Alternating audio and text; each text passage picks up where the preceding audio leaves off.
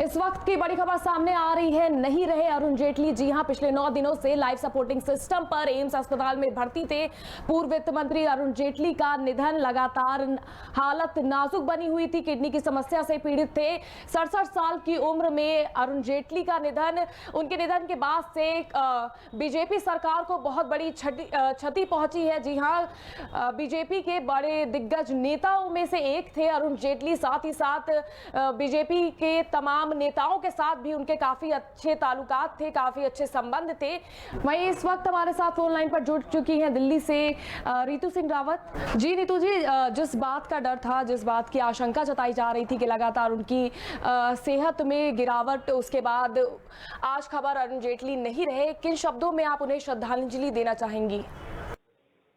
देखिए, वो पूर्व वित्त मंत्री थे। उनका भाजपा के लिए उनका कार्यकाल और देश के लिए मतलब ये एक बहुत बड़ी क्षितिज है जो शायद हम कोई भी पूरा नहीं कर सकते, क्योंकि वो भाजपा के और वो देश के एक ऐसे नेता थे जो धैर्यवान थे, जो धैर्य से सबकी बातें सुनते थे। उन्होंने अपने कार्यकाल को भी आपने देखा किस तरह उन्होंने जिस तरह कभी कोई प्रॉब्लम भी आई तो लोगों की राय लेकर उन कार्य को किया।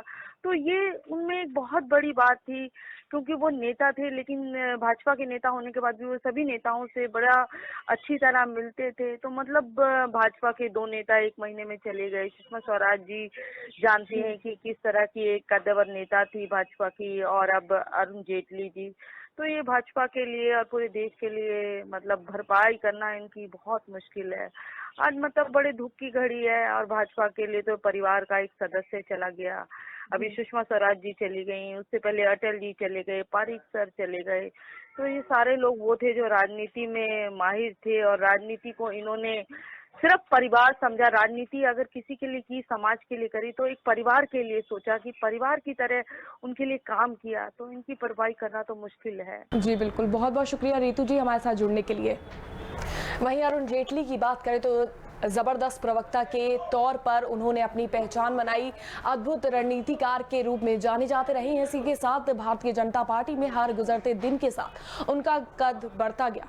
बीजेपी के अरुण जो अब अस्त हो गए हैं, अरुण जेटली का 12:07 पर निधन। जी हां, 24 अगस्त इतिहास के पन्नों में भी याद रहेगा। अरुण जेटली को हर 24 अगस्त को लोग याद करते रहेंगे।